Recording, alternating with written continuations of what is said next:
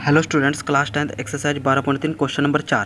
Question number 4 में क्या है, आकृति 12.22 में ये हमारे पास आकृति है। में छायांकित भाग का क्षेत्रफल ज्ञात कीजिए जहां भुजा 12 सेंटीमीटर वाले एक समबाहु त्रिभुज ओ ए बी के शीर्ष ओ को केंद्र मानकर 6 सेंटीमीटर त्रिज्या वाले एक वृत्तीय चाप खींचा गया है।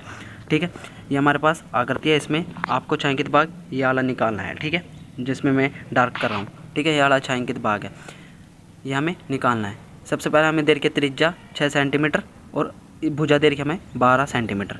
ठीक है बच्चों, अब हम इसका छायांकित भाग निकालेंगे। कैसे निकालेंगे मैं आपको लेके चलता हूँ। नोटबुक पे चलते हैं।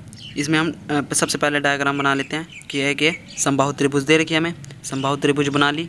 ठीक है, समबाहु त्रिभुज के बाद ये हमें भुजा दे रखी है 12 सेंटीमीटर। ठीक है, 12 सेंटीमीटर। अब हमें एक वृत्त बनाएंगे जैसे इसमें डायग्राम में दे रखा है। ठीक है, जिसका केंद्र समबाहु त्रिभुज का जो हमारे समबाहु त्रिभुज का केंद्र ही माना जाएगा। जैसे कि हम डायग्राम में ये हमें 6 सेंटीमीटर दे रखा है। ठीक है, 6 सेंटीमीटर त्रिज्या ए बी, ये पॉइंट दे रखे हमें बिंदु के नाम। छायांकित भाग करना है। ठीक है, ये जो सा मैं डार्क कर रहा हूँ, छायांकित भाग ये निकालना है। सबसे पहले हमें दिया क्या है, इसमें दिया है लिखेंगे। दिया है हमें क्या है, सबसे पहले दिया है हमें लिखेंगे कि हमें जो भुजा दे रखी है, यहाँ पे भुजा लिख लेते हैं। समबाहु त्रिभुज की भुजा लिखेंगे हम यहाँ पे। समबाहु त्रिभुज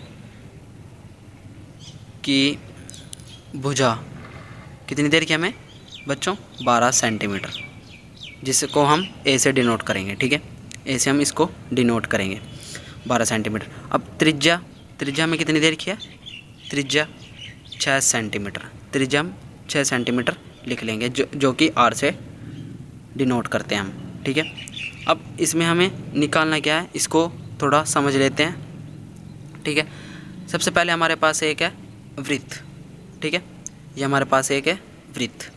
सबसे पहले हम वृत्त बना लेते हैं।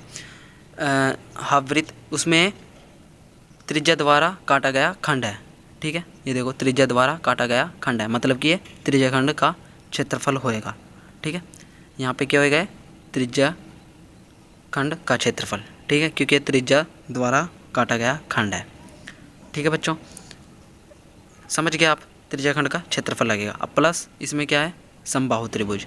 ठीक है, समबाहु त्रिभुज, छायांकित भाग यही निकालना हमें, समबाहु त्रिभुज का क्षेत्रफल।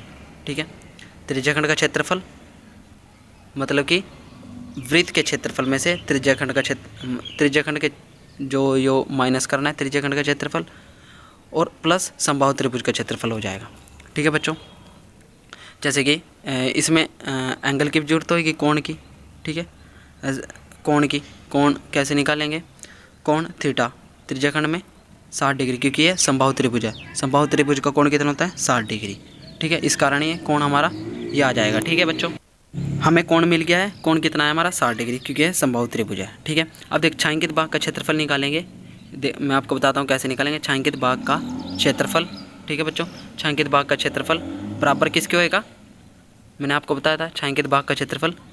बताओ बच्चों, वृत्त का क्षेत्रफल माइनस त्रिज्या खंड का क्षेत्रफल हो जाएगा। ठीक है, वृत्त का क्षेत्रफल माइनस त्रिज्या खंड का क्षेत्रफल, त्रिज्या खंड का क्षेत्रफल। ठीक है बच्चों, प्लस क्या होएगा, प्लस इसमें समबाहु त्रिभुज का क्षेत्रफल, समबाहु त्रिभुज का क्षेत्रफल। ठीक है बच्चों, अब इसमें हम इनके फॉर्मूले रख देंगे। अब बता दें, वृत्त का क्षेत्रफल क्या होता है, पाई आर स्क्वायर, माइनस त्रिज्या खंड का क्षेत्रफल क्या होता है, theta upon 360 pi r square, plus समबाहु त्रिभुज का क्षेत्रफल क्या होता है, बताओ बच्चों, वर्गमूल 3।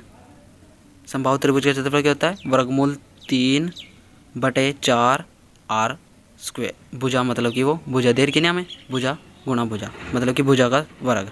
ठीक है बच्चों, अब इसमें हम मान रख देंगे। पाई का मान कितना था, 22/7। आर कितना हमारा, 6, तो 6 गुणा 6, क्योंकि आर स्क्वायर है। 6 गुणा 6, क्योंकि आर स्क्वायर है।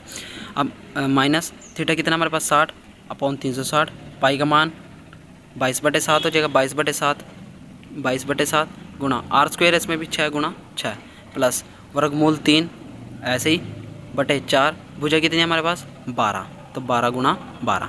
ठीक है बच्चों, अब इसको काटते हैं। 0 से 0 कटा, छिक छिक 36, 6 से 6 कटा। अब यहाँ पे और नहीं कटने का। अब इस साइड 4 से कटा, 4 3 12। ठीक है बच्चों, अब इनकी मल्टीप्लाई कर देते हैं।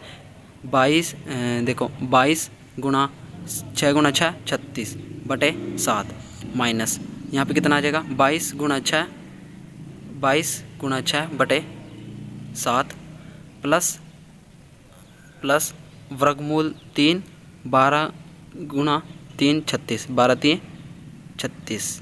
ठीक है बच्चों, ये हो गया हमारे पास। अब उसके बाद करेंगे 22 और 36 की गुणा करेंगे तो कितना आएगा बच्चों, बताओ मुझे। 22 और 36 की गुणा करेंगे तो कितना आएगा बताओ, 792/7 आएगा। ठीक है बच्चों, 792।